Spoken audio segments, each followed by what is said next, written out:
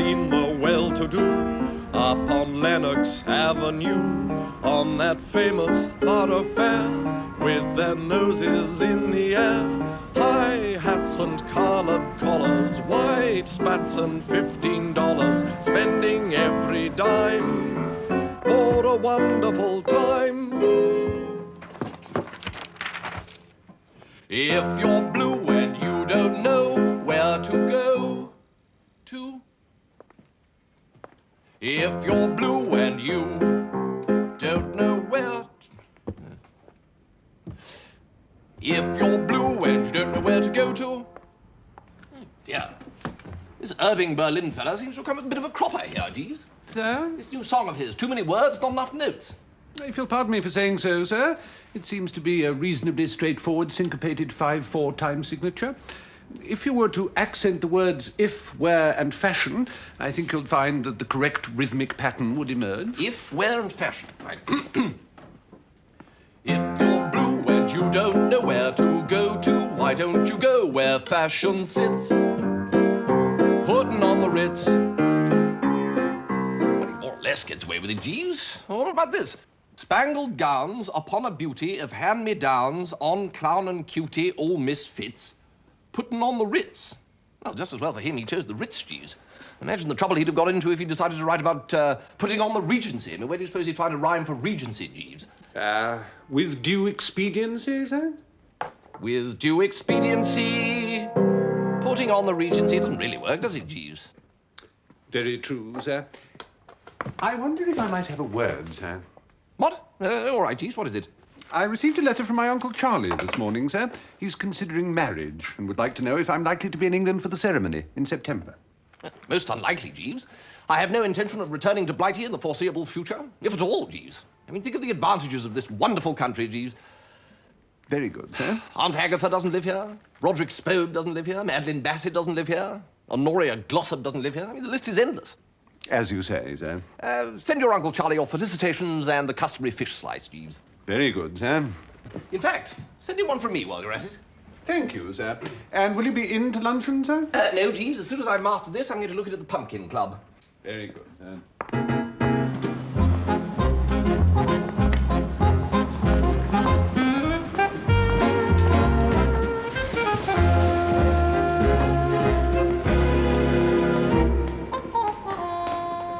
Bingo little as I live and breathe. Bertie Wooster, I didn't know you were in New York.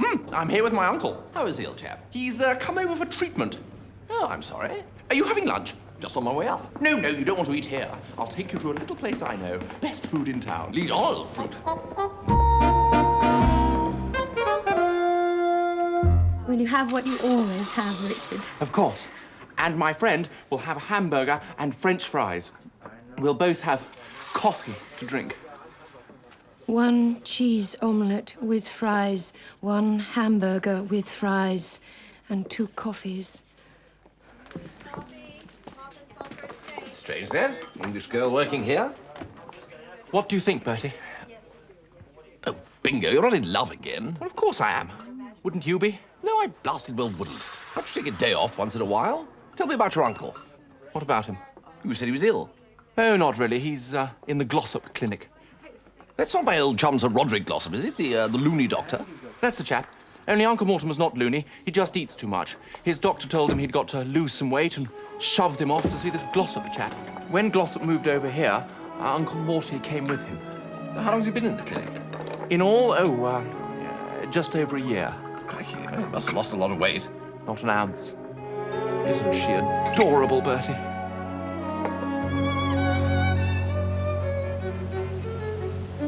Good morning, sir. A fine morning with some scattering of cirrocumulus and a light breeze from the southeast. You'll pardon me mentioning it, sir, but I discovered this article on our hat rack. I can only assume that a tradesman left it. Oh, geez, we're not going to have a difference of opinion about that hat, are we? I'm not yet in a position to say, sir. This is what is known among the fashionable elite as a 42nd Street skimmer, Jeeves. Gentlemen do not wear straw hats in the metropolis, sir. Jeeves, I am not going to discuss it any further. If you say so, sir. Mr. Little is here to see you, sir. Oh, Lord, we'll stand by for sharp squalls and gale-force winds from the direction of Art's Diner, Jeeves. Sir? Mr. Little is in love again, for the 53rd time on this occasion, with a waitress from Art's Diner and Grill, where every sandwich is a work of art. Mr. Little is certainly a warm-hearted gentleman, sir. Warm-hearted? He has to wear asbestos vests. Bertie, I want you to do a bit of diplomatic business with my uncle. He always disapproves of anyone I want to marry, and I need his approval. But, Bingo, every time you fall in love, something goes wrong and you're left in the lurch. Why not leave tackling your uncle until everything's fixed and settled? It is fixed and settled. She accepted me last night. I thought you only met a week ago. Why do you always... Bertie! What? Do you remember that frightfully subtle scheme I worked out, telling him you were what's-her-name who wrote those books? I thought that was my idea, wasn't it, Jeeves? Perhaps so, sir. What do you mean, perhaps so? Well, perhaps I misremember the occasion, sir, but I had always believed that I was to some degree responsible. Oh, nonsense, Jeeves. I remember as if it were yesterday. I said... Never mind whose idea it was. The point is, it was a corker. What I say is this. Rosie M. Banks, forward once more. Sorry, Bingo, out of the question. I will not go through all that again, pretending that my pen name was Rosie M. Banks and that I'd written all those frightful novels. Not for me. Not for you, nor a dozen like you. I never thought to hear those words from Bertie Wooster. Yeah, yes, well, you've heard them now. Paste them into your hat. Our very last copy, sir. This is an absolutely rotten idea, Bingo. Here's her latest. Just sign it to Lord Bittlesham from Rosie M. Banks with all good wishes. I haven't even read the bally thing. You don't have to read it. They're all the same. Innocent but doughty young mill girl, waitress, shop girl, falls in love with poor but handsome young architect, motor mechanic, mining engineer. Innocent but doughty, etc., is blackmailed into compromising situation by even more handsome but dastardly mill owner's son. She's rescued by poor but handsome, who then finds out that he's the rightful heir to the Duke of Dorset, and they live happily ever after. When Uncle Mortimer reads all that, he'll be a gone swan. May I help you? Good afternoon. I'd like to see Lord Bittlesham, please. Up the stairs, suite 4.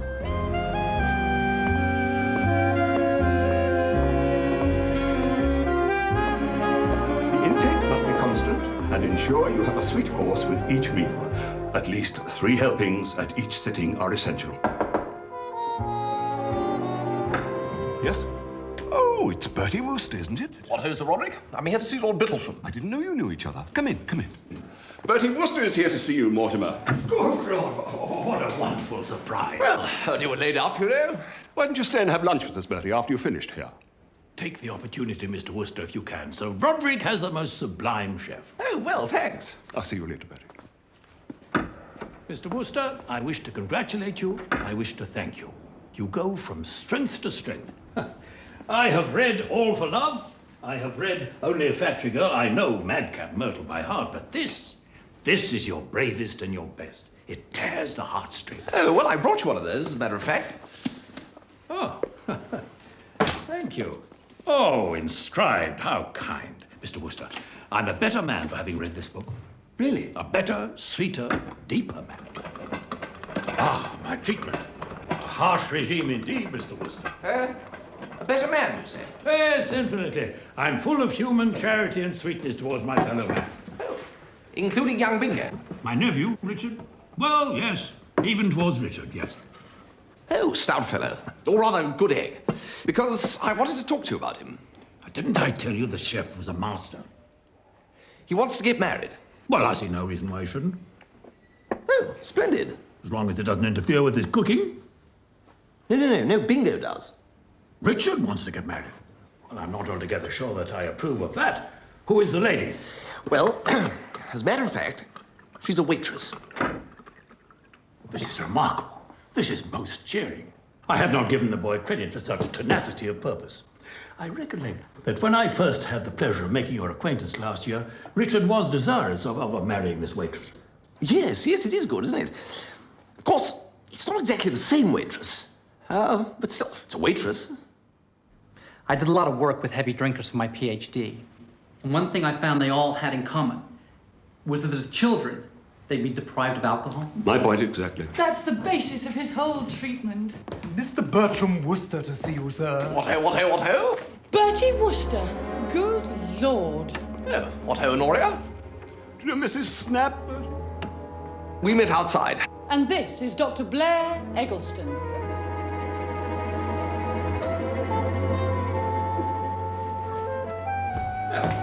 How do you do? Bertie and I were engaged once, weren't we, Bertie? Well... Bertie's an absolute fool. Just let me slip through his fingers. Silly me. You ought to see something of each other again. Bertie can show you around New York. Oh, yes, I say. That would be super. Well... And how did you find Lord Bittlesham, Bertie? Well, to tell you the absolute truth, Sir Roderick, I couldn't quite work it out. I mean, I thought he was here to lose weight. But there he was, hoovering in the scoff like a team of dray horses after a hard day delivering beer. Of course, I know nothing of medical matters. No, of course not. The Glossop method is based on the patient being given an excess of whatever it is he most desires, as it may be alcohol, or the companionship of the opposite sex, or as in Lord Bittlesham's case, food. The patient will eventually revolt at the sheer immoderation of it and voluntarily deny himself. Yeah, sort of get it out of his system. Precisely. Is it successful? It's theoretically impeccable, Bertie, and extremely popular. Yes, I should think it would be. The medical profession in England are a cartel of backward-looking dinosaurs. You mustn't upset yourself, Daddy. No, quite. Shall we go to lunch? I haven't got time for lunch, Roderick. You know that. Oh, surely you can. No. I've got the linen to check. We can't trust these girls to do it. I'll tell you something about Roderick Glossop, Jeeves. He has something on his mind. Conversing with him, one felt that his thoughts were far away and his thoughts were stinkers. It's possible that it is Sir Roderick's situation with regard to Mrs. Snap that is causing him chagrin, sir. I didn't know there was a situation with Mrs. Snap. Oh, indeed, sir. Ever since Lady Glossop eloped with the conductor who befriended her on the 73 omnibus, Sir Roderick has keenly missed the comforts of connubiality and has been eager to remarry. And he wants to marry Myrtle Snap. Precisely so, sir, but Mrs. Snap refuses to consider such a venture, while Sir Roderick's daughter remains unmarried. In a colourful turn of phrase, she stated that certain specific and scarcely to be anticipated meteorological conditions would have to take place in the infernal regions before she would share a home with Miss Honoria. Well, amen to that. But how do you know so much about the Glossops? The butler, Dobson, is an old acquaintance, sir. Dobson has exceptionally keen hearing. What listens at keyholes, you mean? Precisely so, sir. He is gathering material for his memoirs. Will that be all, sir? Yes, that'll be all, Jeeves. Good night. Good night, sir. What, Bingo? How did it go with Uncle Mortimer? Not bad. I left him thinking it over. Thinking it over? If I was a bookie, I should feel justified in offering 100 to 8 against. 100 to 8? That's no blasted good. Might have known you'd muck it up. Well, I like that. Have you been to see him? He might have softened up by now. No, I'll go tomorrow. I'm playing tennis with Blair Eggleston this afternoon. Well, the doctor fellow, you know him, do you? Well, of course I know him. I wouldn't be playing tennis with him otherwise. We play twice a week, and he spends the whole game telling me about his miserable love life. What's wrong with his love life? Honoria Glossop is. He's madly in love with her, and he can't bring himself to tell her. But he's the most frightful hearty. A doctor and good-looking and all that sort of thing. I know. You'd think he'd be a menace to the sex and have to be kept on a leash in the interest of pure womanhood. But put him alone in a room with a woman, and he comes over all faint and has to ask for a glass of water. Yeah, what a lesson to us all, Bingo. Well, not you, as it happens. Bingo! What? No, I mean bingo. Inspiration has struck. About my uncle. Well, not in this instance, no. Honoria Glossop has been making definite tally-hos in my direction, and I need to throw her off the scent. I would also be doing my old chum Roderick Glossop a good turn. Look, you're seeing Eggleston this afternoon, you say? Yes. Well, just try and drop it into the conversation, will you, that he'd better heat up his feet and grab Honoria while the grabbing's good, because you happen to know that someone else is making a heavy play in her direction and may have the deal sewn up at any moment. All right. But who's making a heavy play in her direction? Bertram is, Bingo. Jeeves always thinks he's so dashed clever about these affairs of the heart. I sometimes wonder if he doesn't think I'm a complete idiot. He's also getting a bit above himself in matters of headgear. Now, you leave it to Bertram.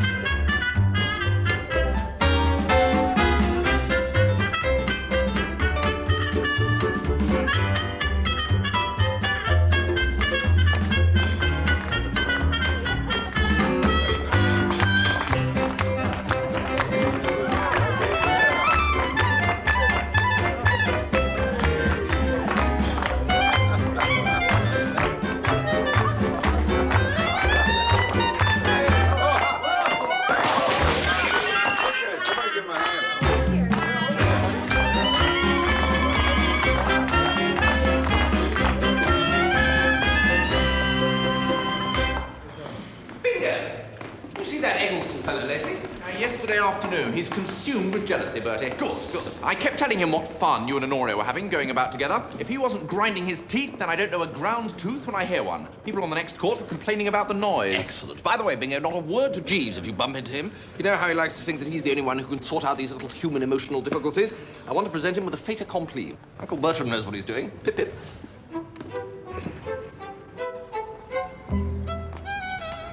Bertie, I have something important to tell you.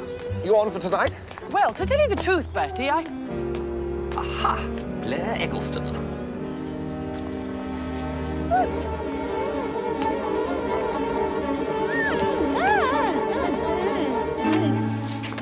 Bertie! Toodle pip, Honoria.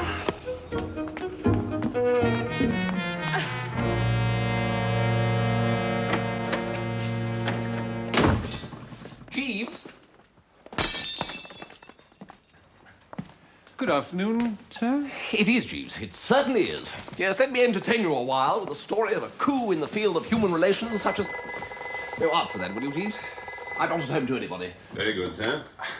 Mr. Wooster's residence? No, Miss Glossop. I really couldn't say, Miss Glossop. No, miss. Very good, miss. Indeed, miss. Well, congratulations, Miss Glossop. I hope you will be very happy. Goodbye. Miss Glossop, Jeeves? Indeed it was, sir. A most mysterious telephone call. Tell me what she said, Jeeves, then I shall reveal all. She asked me to tell you, sir, that Dr. Eggleston proposed to her last evening. Last evening? And that she had accepted his proposal, but before she could tell you so, something, and she did not specify what it was, but said that you would know, sir, happened, and that Dr. Eggleston witnessed this occurrence and subsequently broke the engagement. Oh, no! However, she asked me to inform you, sir, that she will now marry you. What? She says that while you may not be the man of her dreams, she feels that your patient love should be rewarded. Oh, no. Oh, Jeeves. But we were interrupted, sir. There was something you wished to tell me?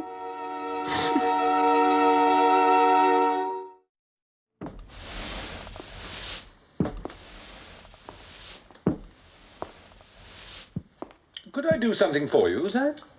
No, that's all right. Thank you, Jeeves. You carry on.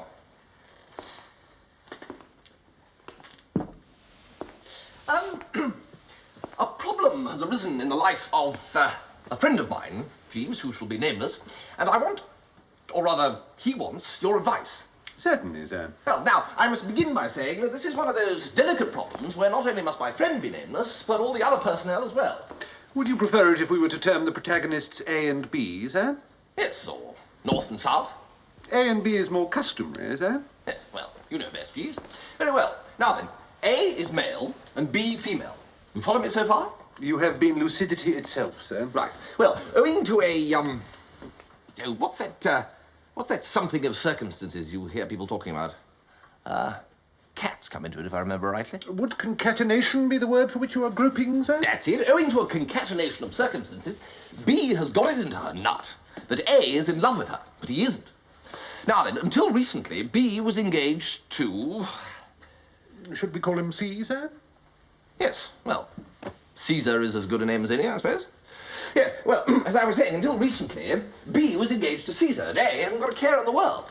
But now there's been a rift within the lute, the fixture's been scratched, and B is talking freely about teaming up with A. Now, what I want you to bend your brain around, Jeeves, is the problem of how Caesar can oil out of it.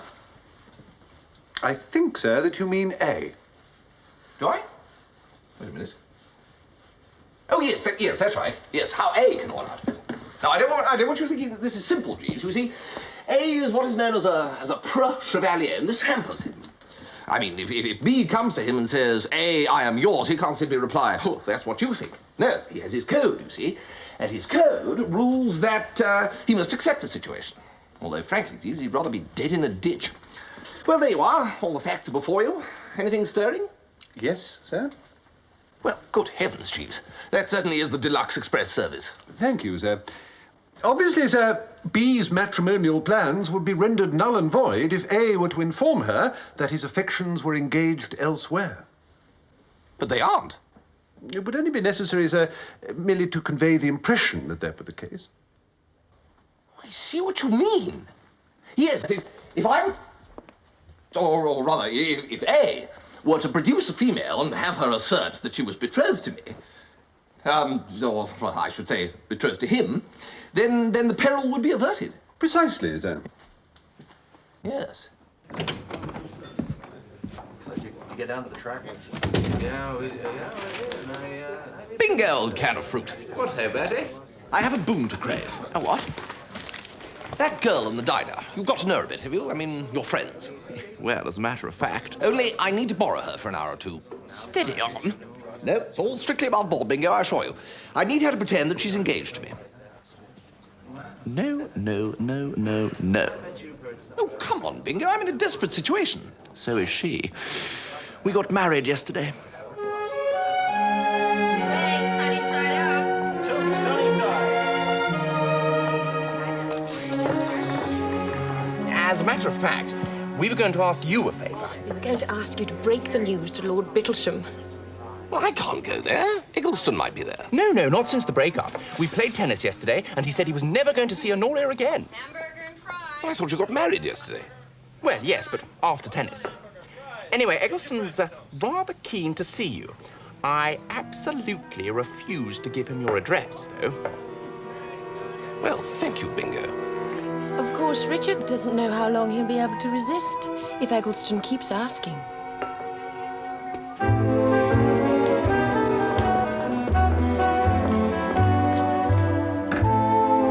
Ah, Mr. Wooster, there you are.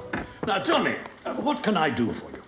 Well, the fact is that I'm here more or less in the capacity of a jolly old ambassador at the moment, representing young Bingo, you know. Bingo? I had hoped for a literary conversation. The way I see it, young Bingo's predicament, that is that it's dashed difficult to prevail against a pure and all-consuming love. Yes, we discussed all that at our last meeting, Mr. Wooster. But there have been developments since. The fact of the matter is that yesterday afternoon, young Bingo went and jumped off the dock. Good heavens, why? Where? Which dock? No, I mean he got married. Married? Hitched, absolutely. I hope you're not ratty about it, what? Young blood and so on, two loving hearts and all that. I'm greatly disturbed by your news, Mr. Wooster. I have been defied. Yes, defied. Yes, but who are you to pit yourself against the decrees of fate? This love of theirs was fated since time began. Mr. Wooster, you are sagacious in life as you are in your books. Well, you know how it is. Well, Mr. Wooster, you have won me over. Bring the young people to see me. Who am I, as you say, to pit myself against the decrees of fate? Well, quite. Bertie, this is good news. Absolutely. Bingo's going to be thoroughly chuffed. Bingo. I was referring to your engagement to Honoria. Oh, rather. Might even make it a double wedding. Mrs. Snap has consented to be my wife. Well, congratulations and all that. Hello, boys! Having a good time? Dear boys, some of our drinkers, you know, showing great progress. Here's Honoria now. What ho, Bertie? What, Honoria? Just been to the dressmaker. A wedding dress party. Oh, right. Well, isn't that good? Lot of dashed nonsense, really. Still, got to get down to brass tacks about this, Bertie. Decide on a date. I'll come round for tea this afternoon and we'll get it settled. It was ghastly, Jeeves. Sent a shiver down my spine. She'd been buying a wedding dress. Very disturbing, sir. And it was the way she said it, just cold-bloodedly. Ladies are often almost willfully unaware of our rather more sensitive nature in these matters, sir. Well, exactly. I mean, there might have been children present. It seems unlikely, sir. Or people of a nervous disposition. And it wasn't just the dress, Jeeves. There was also wild talk about setting a date. You know how people say that your past life flashes in front of your eyes? Yes, sir. Well, it's absolutely true. It happens. Yes, I found myself remembering the drones outing to Henley when Barmy got his foot caught in that cake stand. At the time when Tuffy Glossop ran out of money in the bar of the Ritz and had to raffle his trousers in order to buy another bottle of Bollinger. Happy days indeed, sir. A thought has occurred to me, sir, in reference to your need to find a young lady to pose as your fiancée. Yes, Jeeves? A theatrical agent, sir, might well be in a position to find a resting artiste who will be only too willing to take part in such an innocent deception for a moderate fee. Jeeves, that is brilliant. Why didn't I think of that? I couldn't say, sir.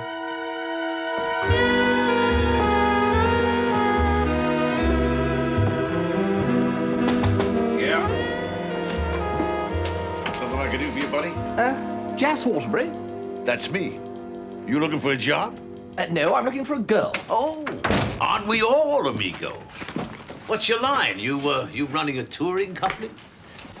No, I want a girl to pretend to be my fiancée for the afternoon. Oh, one of those. Well, you've come to the right place. I've got just the girl for you. Oh, well, that's good. Yeah. Trixie Waterbury, made for the part. Right up Trixie Street. She'll cover you with burning kisses, if that's what you want. Well, I hadn't thought of that. Lucky you came to me, then, isn't it? How much does the part pay? Well, I thought about $20. Think again, friend. More, you mean? No, less. 15? A comedian, too, are you? $30. Or rather, 40. That way you get every ounce of zest and cooperation. But more than I get for 30. Oh, much more. $40. Plus commission. Commission? Yeah, another 10, inclusive. It's strange that, isn't it? Her having the same name as you. What's strange? She's my niece.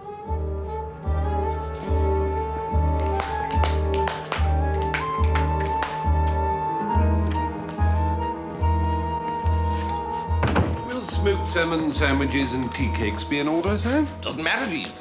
Could be pig's trotters and turtle soup as far as Honoria's concerned. She's not going to get as far as the comestibles. Ah, that'll be Trixie now.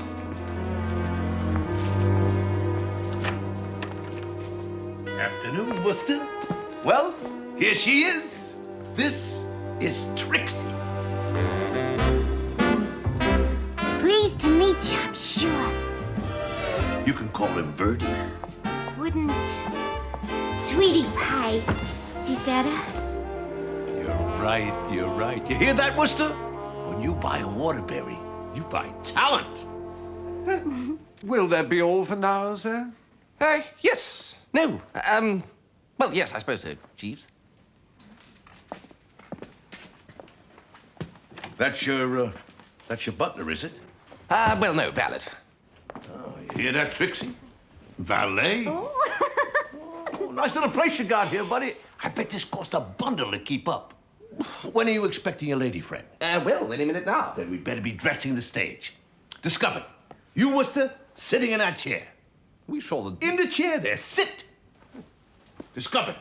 You, Trixie, sitting on his lap. What? We're all working for the good of the show here. You want the scene to carry conviction? Well... Then you need a sight gag. Oh, this is nice. This is it. Curtain going up. Passionate embrace, Trixie. Good luck, folks. I love you, Sweetie Pie. Do you love me, Sweetie Pie?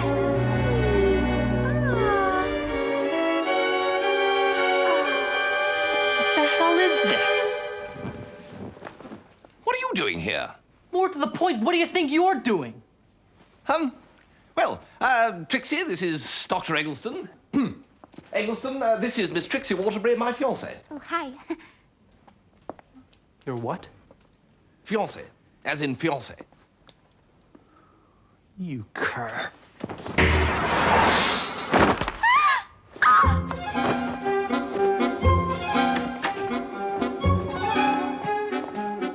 Did you call, sir?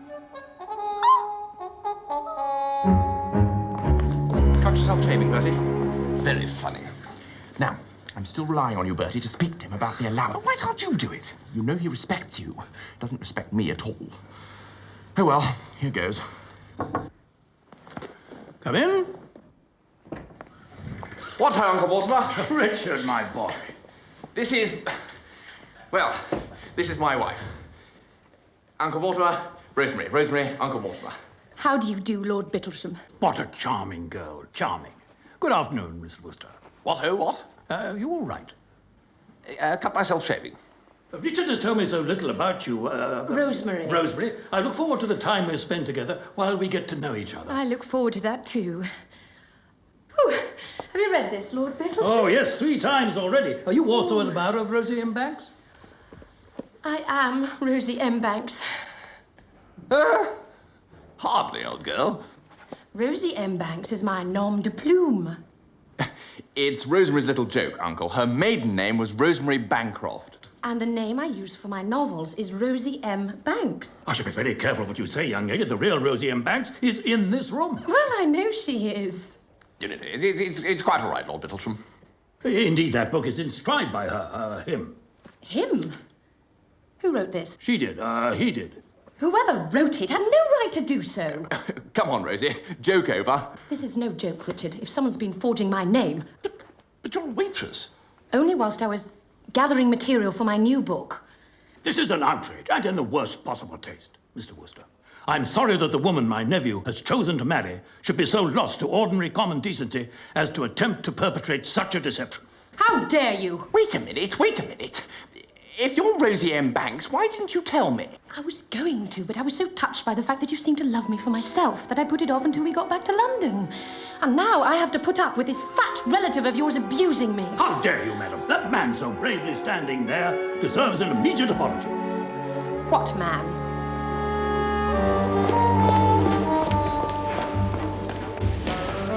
This is all most interesting, Mr. Dobson. I thought you might find it so, Mr. Jeeves. Jeeves, a swift retirement to prepared positions is in order. I shall follow a few steps behind, if that is acceptable, sir. I should not like to be seen in association with that hat. Jeeves.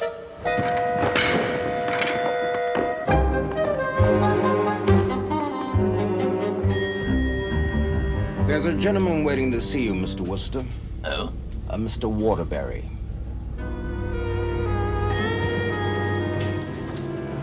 Bertie! Trix and me have been talking it over, and we both feel that a simple wedding would be best. No need for a lot of fuss and expense. And Niagara Falls for the honeymoon. She's always wanted to see Niagara Falls. Mr. Waterbury, I'm afraid I don't quite catch your drift. Do I gather that Trix is thinking of getting married? Now, wait a minute, Bertie. Didn't you introduce her to your gentleman friend as your fiancé? Well, that was just a ruse. A what? Well, surely you explained it to her that I wanted her to pretend that we were engaged. What did I do that for? $50. I don't remember any $50. All I remember is the love light in your eyes when you first saw her. I remember it as if it was only yesterday. Her snuggled up there in your lap, pouring forth words of love. Look, talking through your hat, Jazz Waterbury. You've got your facts wrong. Wrong? I will trouble you to break it to Miss Waterbury that the wedding bells will not ring out. You don't want to marry Trixie? I wouldn't marry her with a 10-foot pole. Oh, God. This is really terrible. What am I going to say to that poor girl? You want to break the engagement after you've announced it in front of witnesses and all? Oh, the shame of it. But there wasn't any blasted engagement. Oh, I really hate these breach of promise cases. Hate them. As if mere money could ever make life anything but a dreary desert for her after losing you. But $15,000 may help. Now, look here, Mr. Waterbury. Or maybe 20 would be fairer. There's a despair and desolation to be taken into account. Despair and poppycock. You're a hard man, Bertie. I'll come and see you tomorrow and get your decision. And if you still don't feel like writing that check, I'll ask a pal of mine to do what he can to persuade you. He's an all-in wrestler by the name of Porky Chop. Well, he's retired now because he broke a fella's spine, but he's still in great shape. Oh, you should see him crack Brazil nuts with his fingers. Oh, he'll do anything for me. Good night, Mr. Wooster. Good night.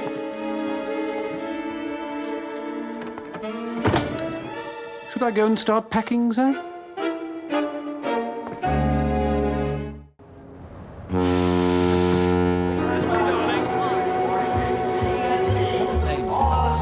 Mr. and Mrs. Peter Bradley. Anyone in pursuit, Jeeves? Not as far as I can see, sir.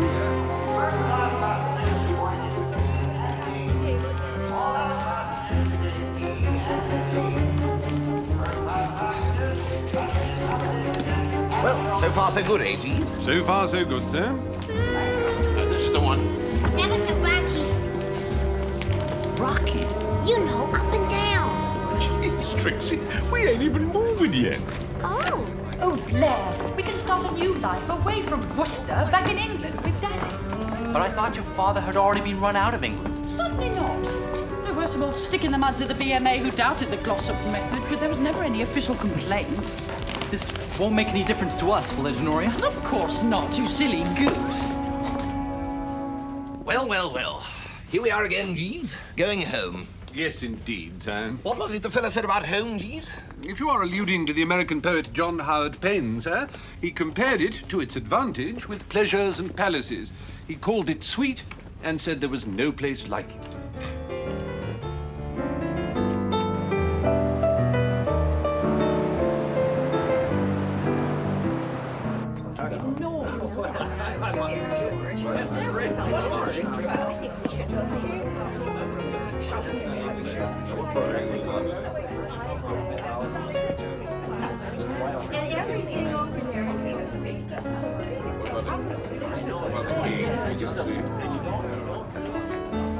What are you drinking, Bertie?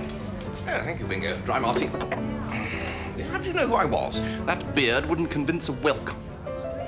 Rosie's going to London to consult her lawyers about suing you. What? What for? Impersonating a sane person. My uncle's on board, too. He's going to be a witness. Well, why didn't you just tell them the truth? What? And tell her that we worked the Rosie M. Bank squeeze to try and get me married to someone else. She said one of the things that first attracted her to me was the fact that I'd never been in love before. You didn't tell her that? Yes, I did. Great Scott. Anyway, they're both rather anxious to have a word with you. Oh, my hat. They didn't know I'm on board, do they? Not yet. Ah, here's Rosie.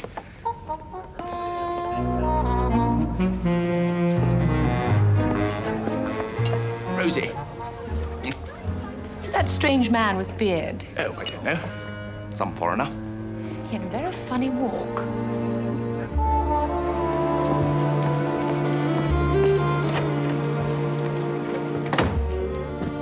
Lord Bittlesham's on board, Jeeves. Yes, sir. I encountered his lordship late this afternoon. And Bingo says that Mrs. Bingo is going to sue me. His lordship intimated that such was the intention, sir. Well, what am I going to do, Jeeves? I can't go into court. Did you say something, Jeeves? No, sir. Right. It's funny, I've got a... So what's the plan, boss? This plant's a peach. There it is again. I got it all worked out, Porky. Is this a torn ligament job or a bone breaker? I got it all worked out. We wait until everything's quiet, then we strike. Strike, sure. It's the people next door, Jeeves. Seem to know that voice. We gotta do the plan my way. That way we don't have no trouble from anybody. No trouble. Right. Did you find out where he is? Sure. I was just discussing it with Porky. He's in the next cabin, number 16. Next door. They're talking about me, Jeeves. Surely not, sir. It's gotta be a pushover. Me and Porky are gonna go there tonight and have a little word. They're going to...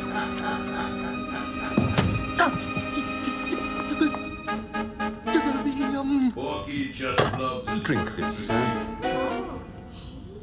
and he'd do anything for me. It's Waterbury. The theatrical agent, sir? Waterbury is talking to Porky Jupp. Waterbury and Porky Jupp are on the other side of that wall, talking about coming in here tonight and having a little word.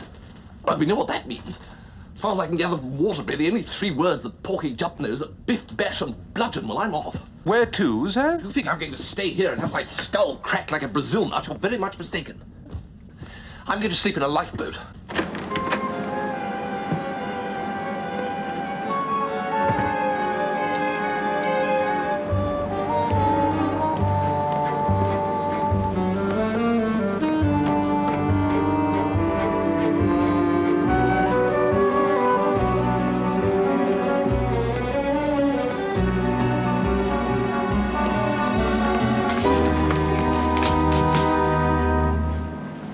Don't I know you. Bertie. Glossop, what are you doing here? She's after me, Bertie. I just found out she's on board. Who is? Myrtle is. Myrtle Snap. I thought you were going to marry her. Come with me to my cabin, Bertie, and I'll explain.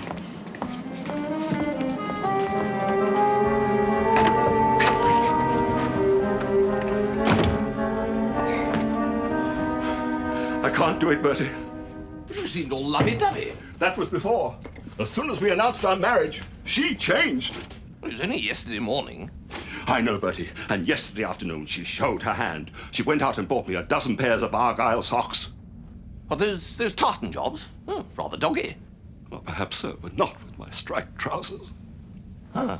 Well, couldn't you just not wear them? Well, I could have, Bertie. But Myrtle becomes so bitter and resentful.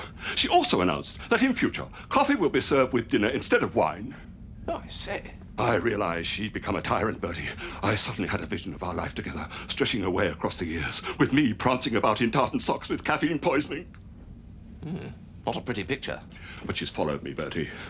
I saw her earlier going into cabin 27 on the corner. Roderick! What? No, I'm sorry, but I've had an idea. For reasons I'm not going to go into now, I too am being pursued. Why don't you and I swap cabins? Brilliant, Bertie.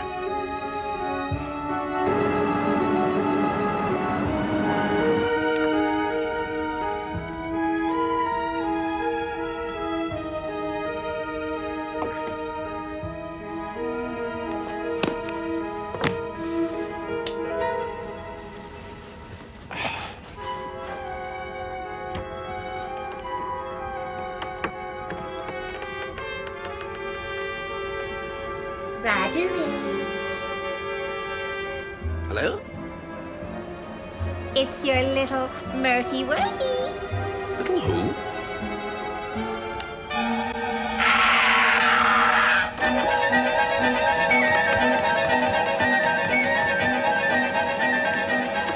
I think you'll find that you have all you require for the morning, sir. Yes, thank you, Jeeves. I'll bid you good night then, sir. Good night. Good night, sir.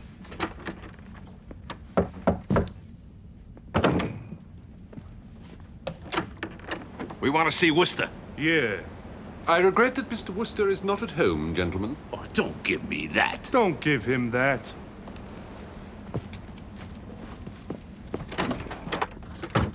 Who are you?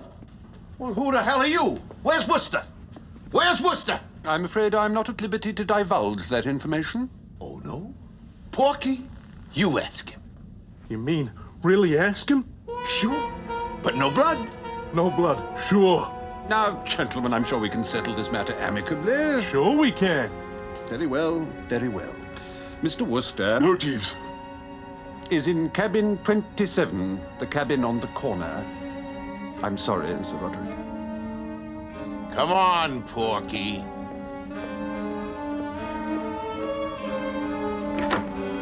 Desperate measures seem to be called for, sir.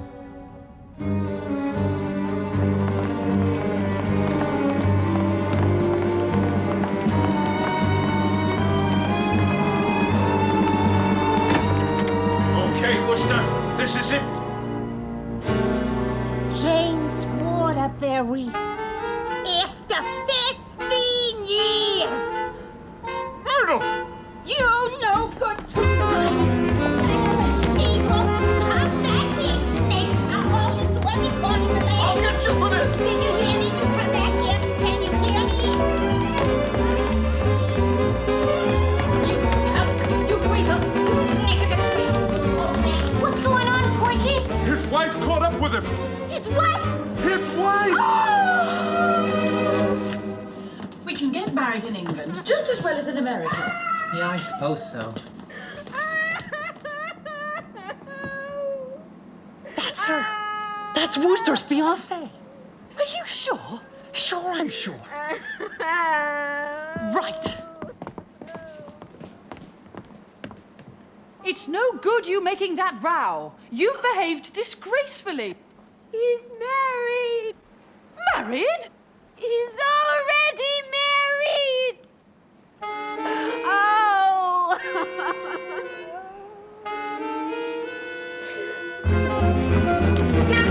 You won't get away from me again, Waterbury. You won't get away from me, Waterbury. wonders of marriage, eh, Jeeves? Quite so, sir. But how did you find out that he was still married to Myrtle Snap? From Mr. Dobson, the butler, sir. She had been searching for him for some considerable time since he ran off with Trixie. She was actually going to make me commit bigamy. And wear Argyle socks? Ah, Jeeves. Wooster! Ah, yes, Lord Bittleton. I wanted a word, as a matter of fact. And I want much more than just a word with you, sir. There he is! I want a word with you. Yes, it was all a mix-up. You deliberately went out of your way to deceive me. No. You've brought my reputation into disrepute. Surely not. Bertie! I want a word with you, Bertie. A word? You're to make an honest woman of poor little Trixie. Oh, yes.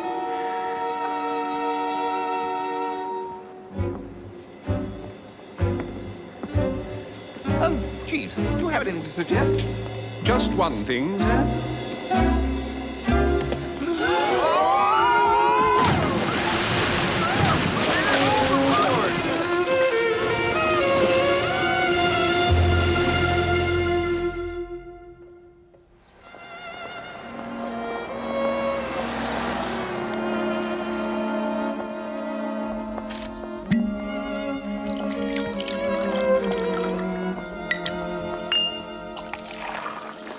Easy on the soda, Jeeves. Very good, sir.